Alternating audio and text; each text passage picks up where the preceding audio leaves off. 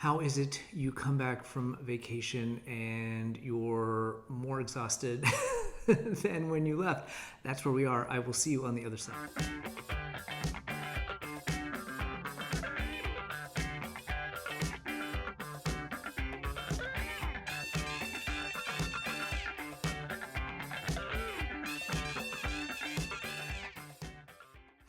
Hello, long time no see. Welcome to this episode of Gary Knits, Gary Rides, a Craftivism podcast at the intersection of making things and doing good. My name is Gary.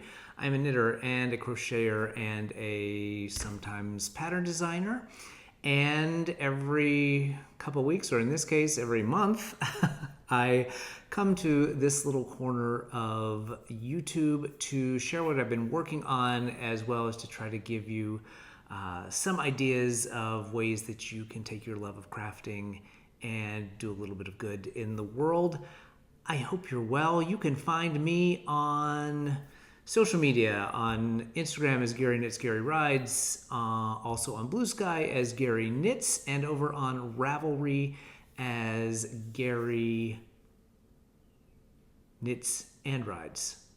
Gary Knits, Gary Rides on Instagram. See, so out of practice. It's just how it's gonna go. As I said, I hope you're well. Everything that I talk about today, from patterns to yarn to craftivism ideas, are going to be listed in the show notes down below.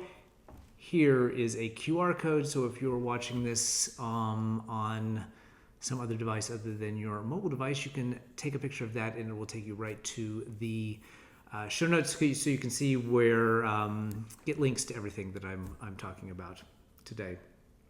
Hopefully I'll get back into the rhythm here and it won't be so rambly and disjointed. But as I mentioned, it has been a minute. It has been probably almost a month since I recorded something. I was gone on vacation and then quickly turned around and had to go on a business trip. So let's talk about that in terms of what's been going on. Went on vacation. We went to France for a couple weeks, which was fantastic. Even though I got sick sort of at the tail end of the trip, we were in Paris for about a week, primarily for the final week of the French Open.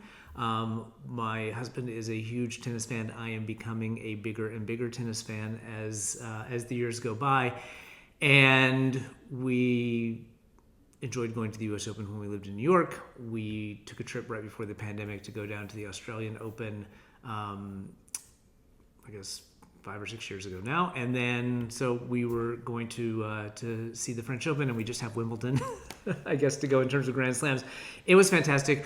We got to see 4 matches in the final weekend of the French Open, including the men's finals, which, if you're a tennis fan and follow tennis, you know was, I think at this point, ranked as probably one of the greatest matches of tennis, certainly one of the greatest Grand Slam finals ever played, between Jannik Sinner and Carlos Alcaraz. It was epic. It went over for 5 hours.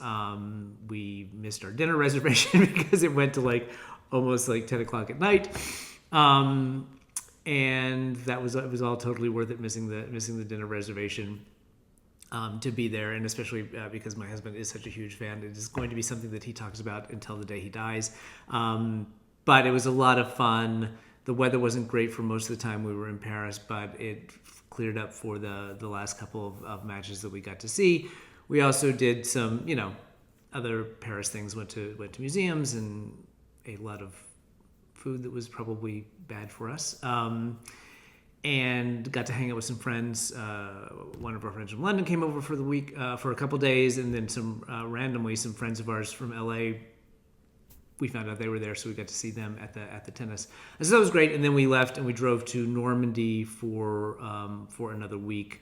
I had been to Paris before, but never been sort of outside the city limits of Paris.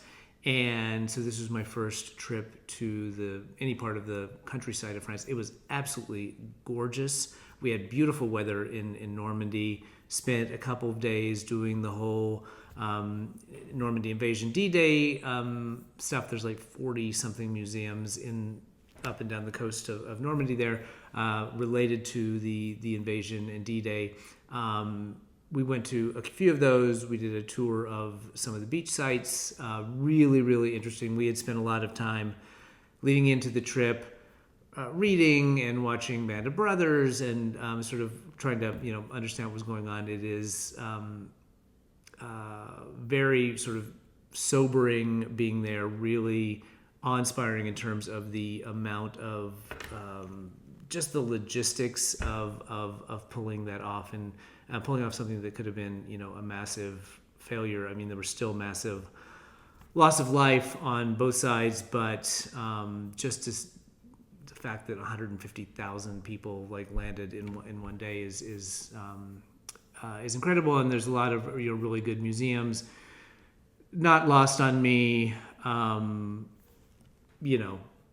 museums that sort of deal with the bigger picture, sort of tracking the rise of fascism and what went on in Germany and sort of the parallels that are happening here in the U.S. right now. Not lost to me. I do think it's obviously everyone can't get over there, but I do think that going to some of those museums and seeing just what it took to fight back against, from the civilian side and the military side, what it took to defeat fascism once would be very instructive for most American school children. I think the sad thing is that most of the veterans, there are very few D-Day veterans left, and I think with them that sort of sense of what we gave up and what we lost to win that fight has also been lost, and you can see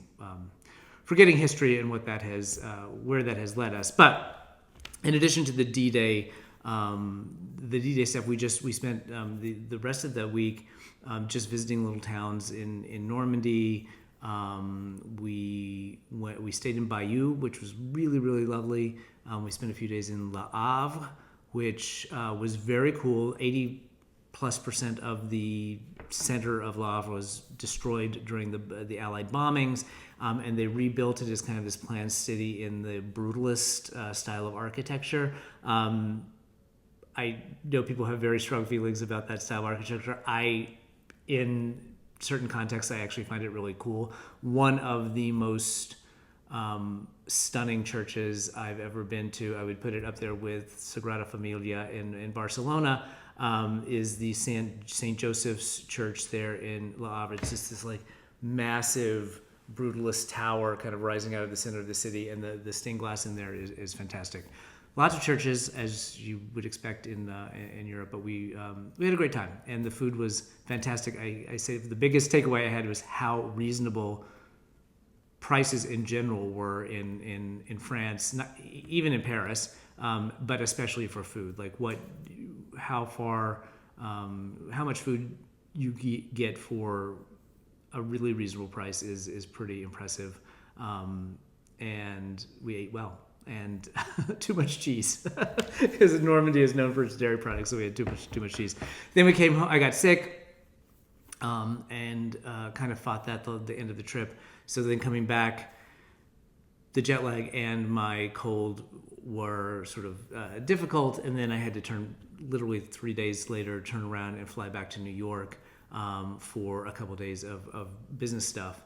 Also, got to see some amazing Broadway shows while I was there, so it was fun and work at the same time. I think almost everything I saw is closing. Dead Outlaw, which I really enjoyed. The Sarah, is that right? Sarah Snook from Succession, her one-person picture of Dorian Gray with all the technology stuff, I think is also closing. And then John Proctor's The Villain, which I don't think is closing, and highly, highly recommend. I would say that was probably my favorite show of the weekend. Anyway, I'm back now, sort of struggling to get back into the rhythm of things. That first trip to the gym, back to the gym this week, all of that cheese from Normandy definitely caught up with me. And so just trying to get into the rhythm. Summer is sadly here, not my favorite time of the year, but thankfully we haven't had the heat wave that some of the East Coast folks have had. When I was in New York, it was like real feel of like 106, which was just disgusting. So we're just basically here for, we got a, no really plans for the holiday weekend that's coming up. I have plans other than some knitting. We'll get to the knitting here in a minute. You would think as long as I've been gone that I'd have a lot to show. I guess I do have a lot to show, but not a lot of it are, in fact, none of it is an FO. So we'll talk about what I worked on while we were traveling. I did pretty well in terms of planning my projects to take with us. And I had a decent amount of knitting time. Obviously, from the West Coast to Europe is a long flight. We were thankfully able to do a nonstop this time.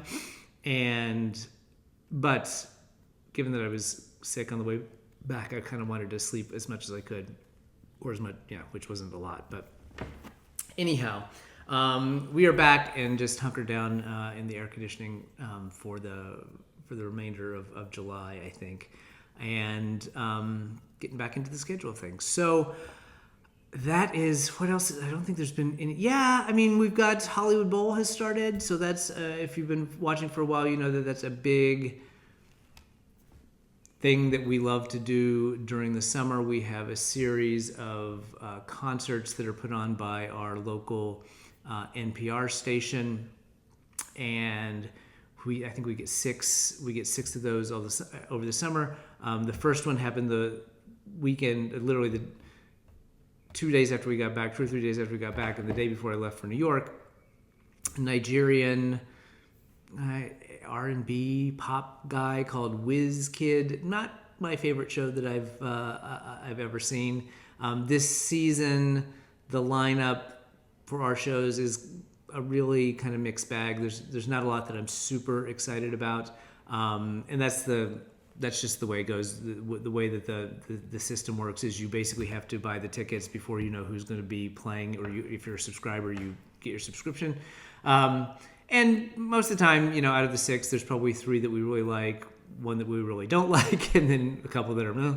But we're outside, we're having picnics and listening to music, so it's not all bad. But this year they actually allowed us to swap out some tickets. So at the Hollywood Bowl, which is run during the summer by the LA Philharmonic, there's all sorts of different music series. There's the jazz series, there's like 2 classical series, there's movies with the orchestra, and then our NPR World, I think they just go KCRW Music Fest. It used to be called World Music Fest because it's typically, you typically get a Latin American act, an African act,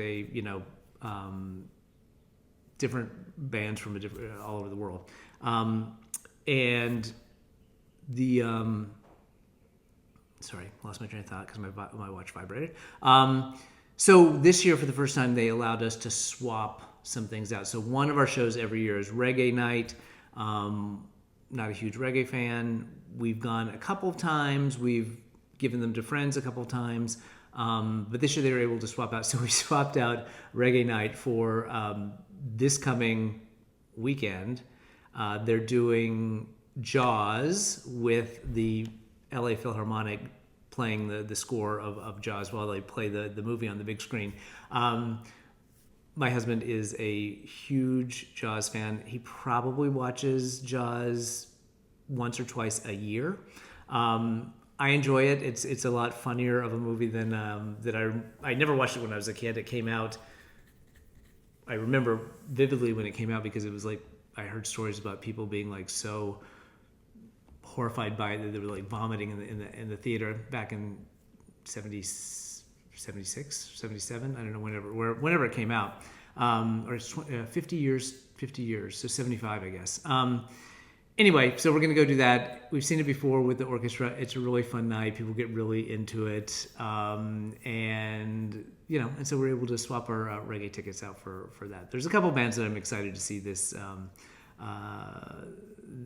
So the Hollywood Bowl is is coming, and we, I think, just maybe wrapped up our theater season here in town. There was a production of Hamlet, an adaptation, I would say.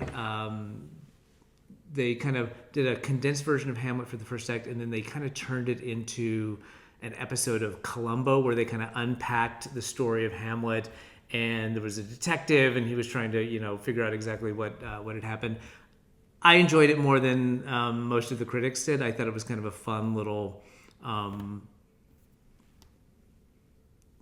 deconstruction of it, but it has not gotten great reviews. So, and then that'll quiet down for the summer. We have some friends coming in at some point in July, and so it'll be cool to hang out with them. But it should be a relatively quiet summer, mainly just some Hollywood Bowl stuff. So, let's talk a little bit about Craftivism. Because I was gone during all of Pride Month, I tried to on Instagram and Blue Sky share things, but there was a ton of folks doing fundraisers for Trevor Project and different organizations during Pride Month. Felt particularly important this year, given the attacks that we are seeing from not just our government, but governments around the world on the community. But most of those have now sort of like passed, so I can't really share them, and so I don't really have anything to share in terms of actual Craftivism. I'm sure things will start to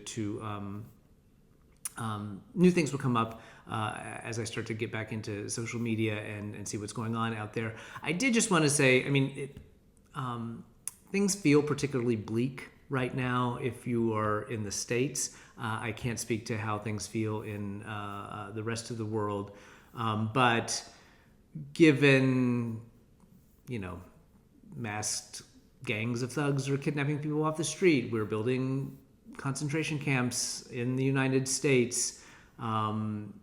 It's just this horrible budget bill, which is going to throw 17 million people off of healthcare and close hospitals in rural America and close nursing homes around the country. It feels at the same time that, regardless of all of that is the most terrible part, but it's also going to increase the deficit by $3 to $10 trillion, depending on who you listen to, which could have some real effects in terms of rates and the ability to grow the economy. It's just everything feels like a lot right now, and I think sometimes it makes it difficult to just sort of pull yourself together to sort of keep going. So I would say for my Craftivism idea this year is just find some joy. Joy, you see this a lot, but joy is an act of resistance in difficult times. Being able to dance, to make something, to do art, to find community can sort of help you to, rebuild your sense of something good going on in the world. And so to that end, something that's coming up for me that I'm excited about and is going on around the world actually are a series of meetups the weekend of July 18th through 20th. Knit Stars has put these together. They asked for volunteers all over the world to host. And so a woman and I here in LA are going to be hosting one on the 19th. I will put a link down below to the Evite. But if you can find one locally and you're into that, I think that's a great way to find a little community, find a little joy. If you haven't been going to a local knitting group, maybe check that out. Start one. Our library system here in the little town that we live in, this little suburb. I mentioned before that we have. There was a year and a half ago, a group of women started a weekly knitting group at one of the branches of our local library. Since then, two more of the other branches have started knitting circles up. So check out your local library. If not, and you're interested in starting one and you have some time, I think it's a great way to find like-minded people. So with the lack of an actual fundraiser or something going on, that would be sort of my advice to you, is to just try to find some community. Spending time with like-minded people is going to help sort of mitigate some of the bleakness that I know that many of us are feeling right now. So that is that, and hopefully next time I will have scoured social media and found some different things that are going on. One last thing.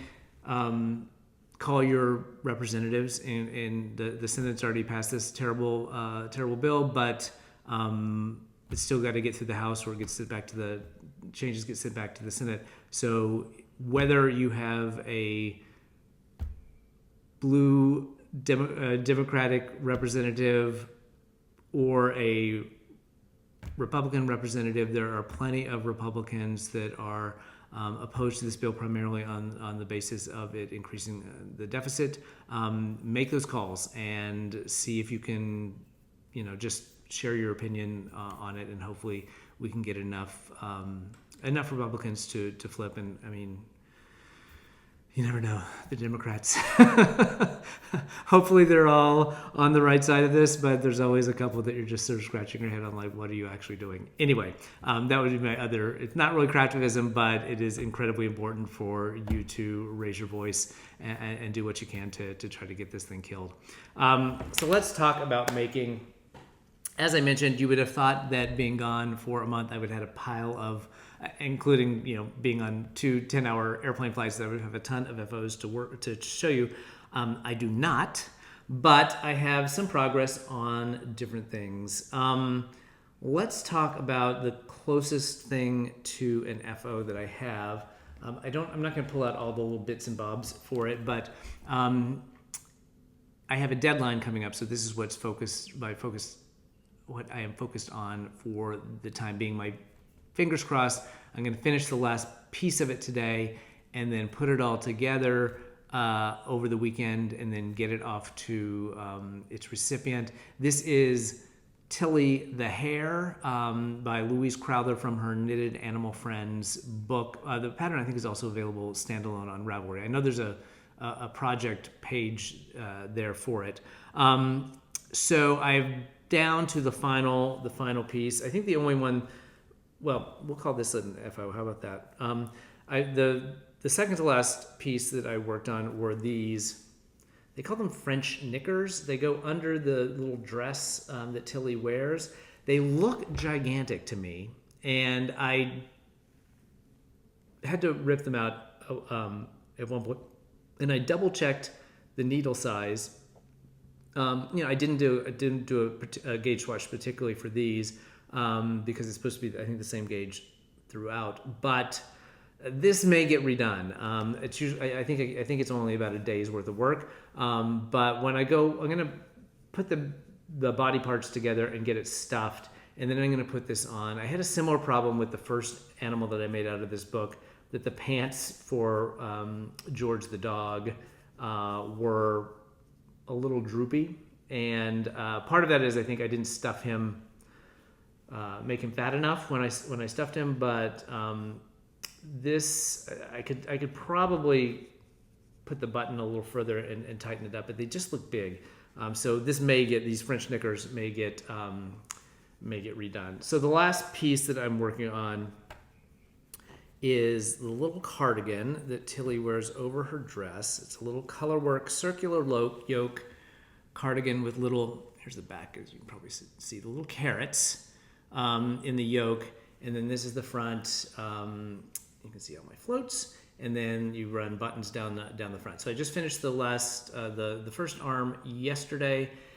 My goal for this afternoon, after I do a little bit of gardening, is to finish the second arm of this, and then do some sort of underarm surgery to tighten things up where the sleeves were joined, and then block that and block all the rest of everything, and then begin to reconstruct it. So As I said, I've made one of these before. I love how they turn out. They're super cute. All the clothes are interchangeable, so you can mix and match if you want to. This little cardigan was not fun. This was not fun to do. Not fun to do. I think the real issue was the color work was fine. Like the color worked out well. The stranded color work. So because it's knit with the color work, the button band is then in tarsia, because you've got like 3 stitches of this gray, and then you do the color work, and you come to the other side, and then you have 3 stitches of gray on the other side. So you're going to have to like ladder back jacquard it all the way across, which seems like a huge waste of yarn and time, or you end up having to do, and the instructions are to do it as intarsia, and intarsia is, I haven't done a lot of it, but it is just not my favorite thing. The where it joins or where the colors change, I always just get this kind of like wonky row. Now I've gone back through it and kind of tried to tighten things up, and I'm sure a little bit of it will come out in blocking, but it was just not a fun process. The other issue was the chart, the way that it was written was kind of confusing. And it took me a couple. I felt like I knit it twice, because every couple of rows I was like, oh, I forgot to do what it's saying to do, but it didn't feel natural to me, and so I ended up reworking it a lot. But at the end of the day, it's adorable, and the little bunny is going to be adorable, and hopefully the little girl who is going to get the bunny will love it. But this particular little piece was no fun. The dress, which I don't have with me here, was actually quite fun to make. So hopefully the seaming up all the legs and the arms and all that stuff and the stuffing will go pretty quickly. If I recall from the dog, I think it did go pretty quickly. And by the end of the weekend, we'll have something close to resembling a rabbit, maybe without knickers, which have to get reknit, but hopefully the bulk of it will be finished. So I didn't take any of that with me on the trip, because I think I would have been very, very frustrated with that colorwork sweater on the trip. So what I did take on the trip was and I didn't talk about this in what's been going on, but we wrapped up the Pride Pod Mal. So this was a make along that I was working on with Peggy, who's the kick-ass knitter, whose audio podcast is Spinning on Two Wheels. Martin from Knit 365 joined in, as did Stephanos from Be Extra Knitting. We basically spent the month working on projects and sort of talking about LGBTQ plus makers, designers, notions makers. It was all very casual. There was a Ravelry group, and we did some giveaways in there. So that was all running during Pride Month. It just so randomly, just in between when I got home and when I had to leave again, we did a little YouTube Live, which was fun. You can go check that out over. I'll link down below, but you can go check that out over on Martin's channel. He was generous enough to do all the tech setup so that I didn't have to try to figure out how to do a Zoom call that then got pushed to YouTube Live. So he did that. It was fun. It was a small group, but we all got to kind of go around and talk about what we were working on. So I took my Pride Pod Mal project with me on the trip, or part of it. And I had gotten a gift from Mary at Republic of Yarnia last year during Pride of her Pride pack. So it's kind of like an advent for Pride. And I think it was 16 minis. And I got it in the middle of June. So I said, well, I'm working on what I'm working on for last year's Pride Make-Along. I'll hold on to it and I'll do something for this year. So I decided to do the Brioche Adventure by Jonathan Tallow, and I am using her minis. So I'm calling this the I Can See You from Space shawl, because the way that her Pride pack was generally set up was there was a bright solid, and then a variegated that had some of the colors from the solid. And so I decided to alternate them back and forth.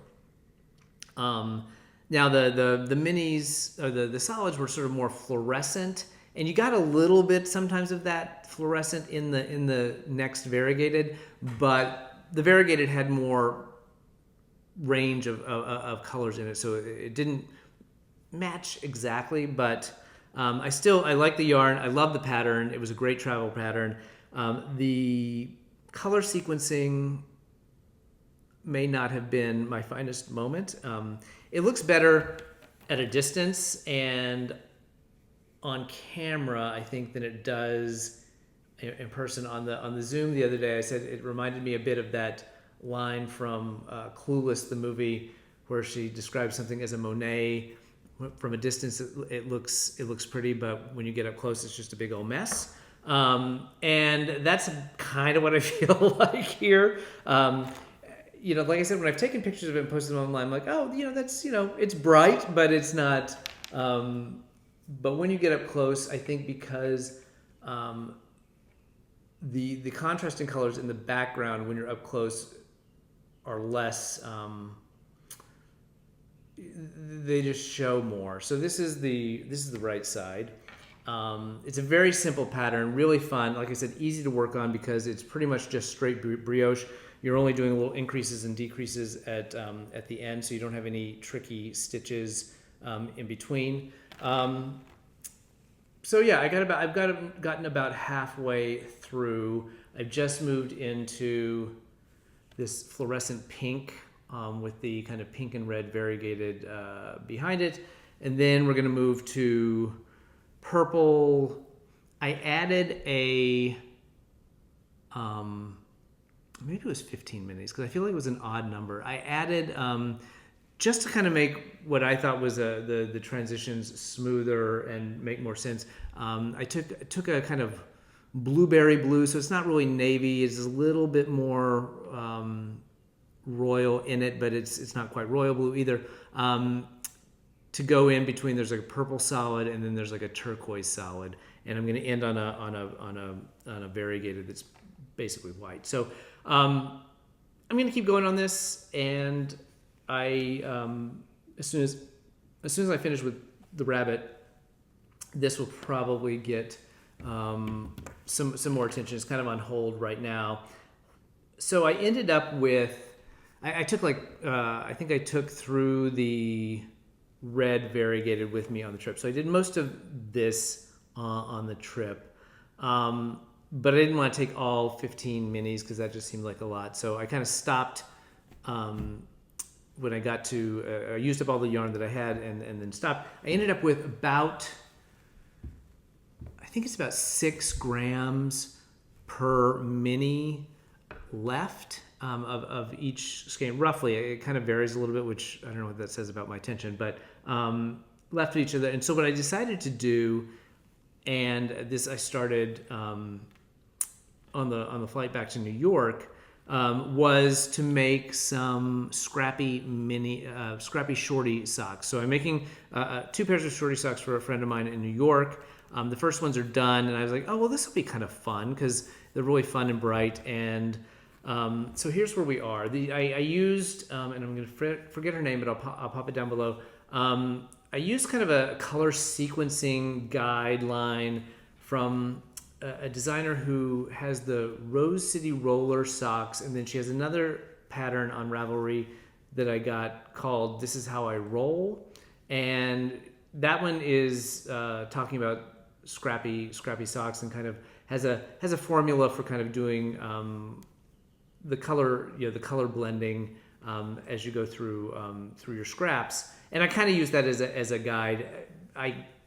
The scraps are so small that I couldn't really do as much as exactly what she said. So, but this is where we are. I'm down through to the solid red. I had the orange, which is what I started out with because you only use it in one on one side. I had more of it, so I decided to do the cuffs and that. This has been fun. I will say, and I'm going to need. I could go to YouTube. I could probably find a video on scrappy socks and color changes in scrappy socks in terms of how to manage it. It's probably going to be hard to see here, but where, and probably one of my mistakes or flaws was trying to do 2 at a time, because I'm doing 2 at a time. It is significant yarn management issues. I tried the first few mini skeins. I was knitting from the inside and the outside rather than trying to split it into 2, and that just became a disaster. So then, since it's only 6 grams, I've like unwound and rewound to little balls. But even then, it's still like spaghetti. And this is with only 2. Sometimes when you're transitioning to a new color, you kind of do some and you end up with three balls of each color. So it's a lot. It's a lot. But the question I had for you all, rather than me actually going and doing any research, which may end up happening, is on the color changes, where the colors actually change. I get this really, let's see if I can show it, but this sort of wonky, you can see the line right down there. And is this just beginner, or is there some technique that I could do to minimize that? So I've got a ton of ends, and I'm going to be able to go back in and kind of zhuzh some of those where you've gotten these big gaps in the corner here. I've got some surgery to do there, but I just didn't know if it's a combination, if it's just the color change, or if it's also a combination that happens to be where the needle change happens on the magic loop. And if it would have mitigated it somewhat by doing the color change like on the top of the foot. I didn't want to do it on the bottom because it does make a little bump, and if she has sensitive feet, that might be a problem. So chime in down below and let me know how I've messed this up. But we're going to keep going, and she'll have my very first pair of scrappy socks. But I think they're fun, and I'm kind of into it. I'm kind of into the scrappy socks thing if I can figure out the color change. And maybe the next time I'll do them not magic loop 2 at a time and see if 9-inch circulars kind of help solve part of that wonky column issue when the colors change. And I don't know if I'm not twisting them right or twisting them too much or something in there. But anyway, a version of the this is how I roll, or this is how we roll scrappy sock pattern. So that is, well, I'll get through these 2 colors, and then I'm going to have to wait until I finish up one more mini skein. I don't have I have 3 or 4 more inches to do on that one. So that I did not take with me on the trip, but that came after the trip. The other thing I took on the trip with me, did I really only take 2 things? I guess so, was another pair of socks. These socks for me, these are halfway done, meaning I have 1 sock done. This is the slack tied sock. And again, I should have written notes, but I really wanted to just rush through and get this thing done. So I don't remember who, Lindsay Fowler? Does that sound right? It's down below. And this was recommended to me by Pearls and Polish as one of her go-to or favorite socks that she did. It's a little hard to see, but this is a stroll tweed for the main part of the sock, and then just stroll from Knit Picks for the heel flap and turn. There's very subtle, let me see if I can, there you can kind of see very subtle pearl trenches on the back of the leg, and then also on the top of the foot. So it's kind of hard to, you can kind of see them there. Get them in the light. So it's just, you just do, a staggered set of pearl rows across the top of the foot and the back of the leg. But I've really enjoyed it. I like the way they look with the tweed. And most of the socks that I've knit, in fact, I think all the socks that I've knit except for my big pair of worsted socks are all self-striping. So this will be nice to have kind of a solid to throw into the mix. And I finished one while I was on the trip. I think I maybe had a few rows of the toe T-crease to do when I got home. And I've started on the trip to New York. Took this with me, got through the ribbing, and started on the leg, and then I had picked up the scrappy socks and got so into that this got completely ignored.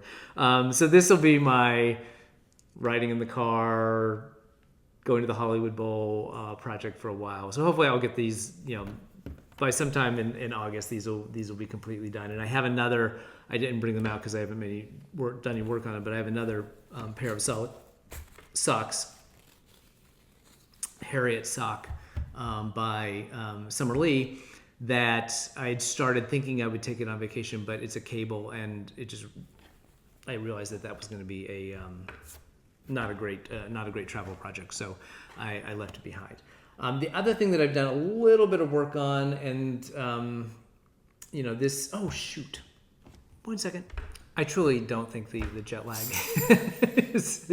has been fully dealt with, even though it's been well over a week.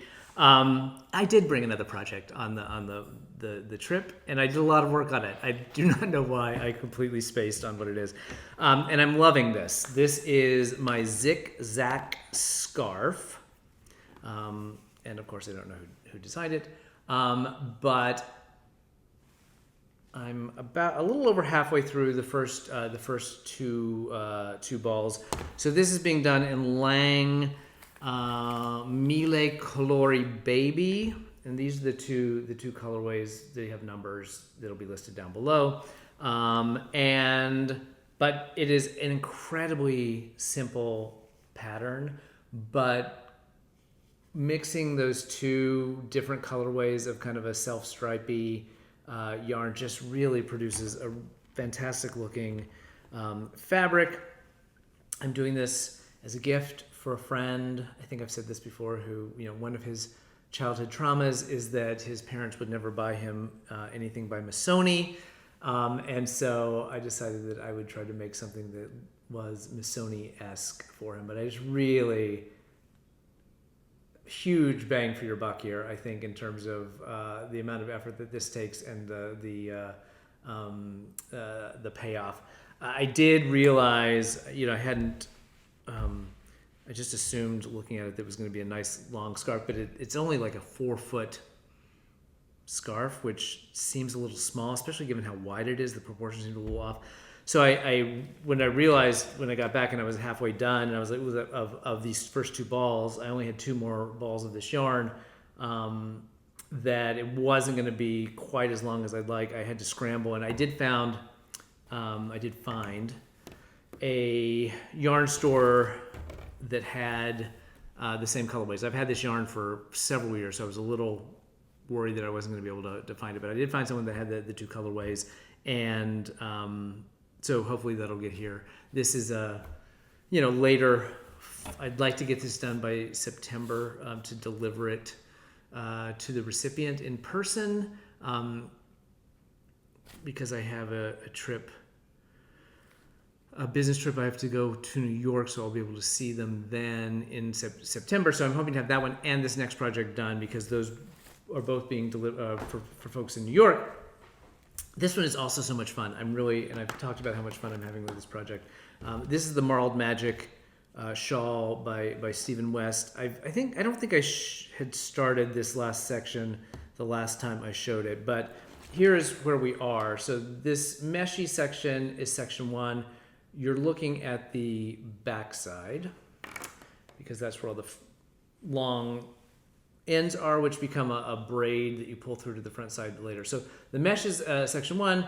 Then this sort of seed stitch fade is section 2, and then this is a brioche section, which I'm currently working on. I think I'm probably about quarter to a third of the way through this. Again, it's a pretty straight. It's interesting.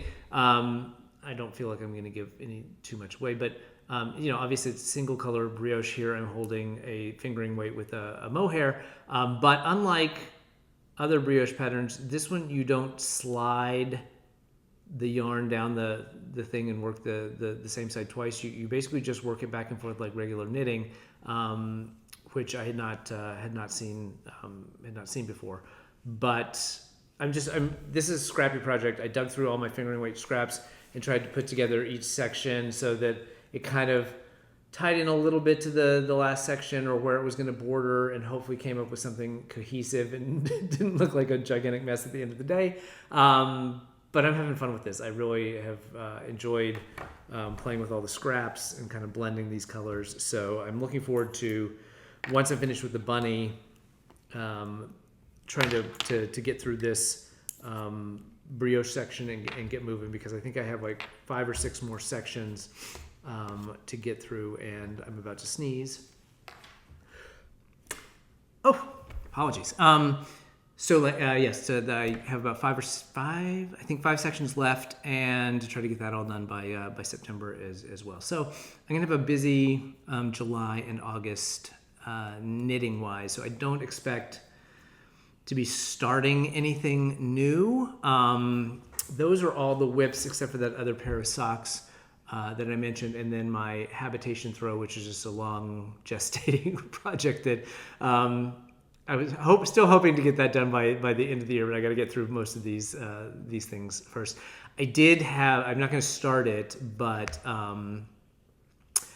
I have been for the last few years for friends of ours that have kids who are graduating from high school, tried to make them a blanket for them to take away wherever they're going, whether they're going away to college or for something else. And so we have another one happening next year, but I'd like to get a head start on it. So I spent some time, sent this young man and his mom a bunch of patterns that I thought might work for him, knowing him, and some comments that his mom said that she'd probably be something simple, not super colorful. And then so he picked one out. I'll show it here. It's the Theo blanket by Tony Lipsy. So it's crochet, which is great because it's faster, and I always like to have a crochet project if I can going. What I didn't realize before I sent him like a list of like 15 things, and that's the one he picked. But I didn't realize up front was that is designed as a square, and we want a rectangle. I've done some yarn selection. I think I'm going to use some of these Tweedy yarns. I think it's a nice sort of masculine look in neutrals and a navy. So if any of you have ever made the Theo, let me know how that worked. And I may have to reach out to some of my crochet friends. So it seems to like start with a square, and then you just build up around it until it becomes an even bigger square. So I'm assuming that I could probably just, rather than start with a square, figure out how to start with a rectangle and then just build up around that. But I haven't really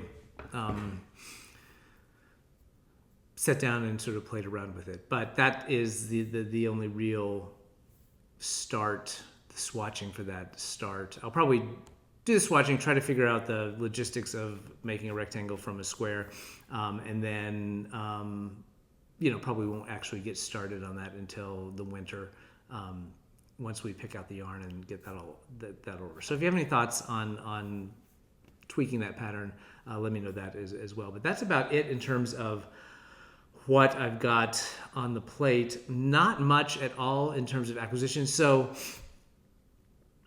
went to France and did not go to a single yarn store.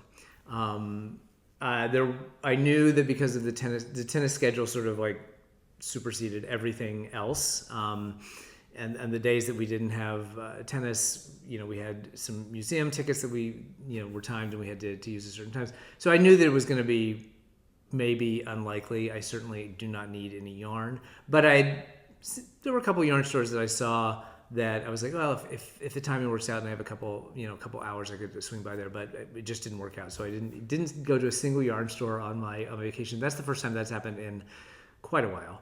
But I did have, when I got home or soon thereafter, a delivery, and that was I don't know what month this was, like maybe May or June. of the Lola Bean Yarn Co. Black Label. And I've been trying to like be a little more judicious in my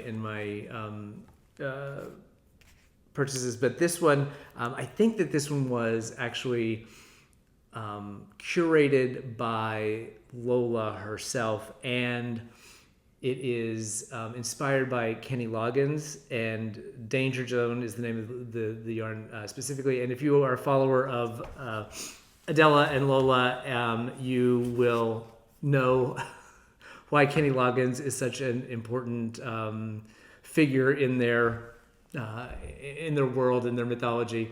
So I thought I kind of had to do that because I thought it was just really very funny, and it's very pretty. And I think I'm kind of thinking this may be socks. I haven't done like I said, I have solids now and a lot of self-striping, but I haven't done a lot of the sort of variegated socks. So those maybe comes. It's just it's a 75-25, so perfect for socks, and I could just throw in a black cuff or a purple cuff, and I think it'd be great.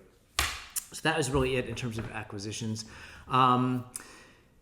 I hope you have a safe and happy 4th of July for those of you who celebrate.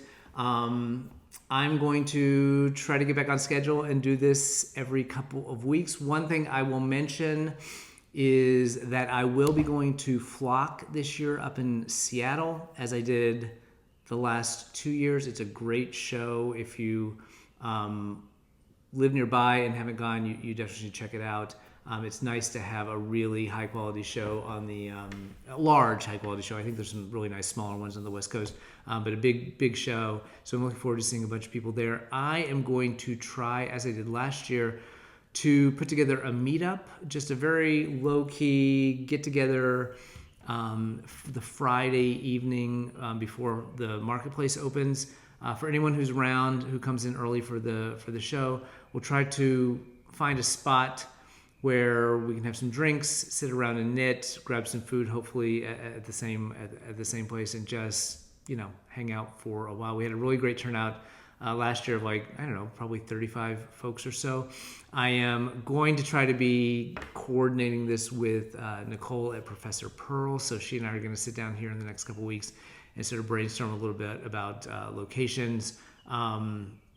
So if you are a Seattle local and you know of any place near the convention center, so ideally walkable from convention center, because I think a lot of people stay at the hotels around there, that could take a decent sized group, would be open to us just hanging out and knitting and buying foods and drinks from them, let me know.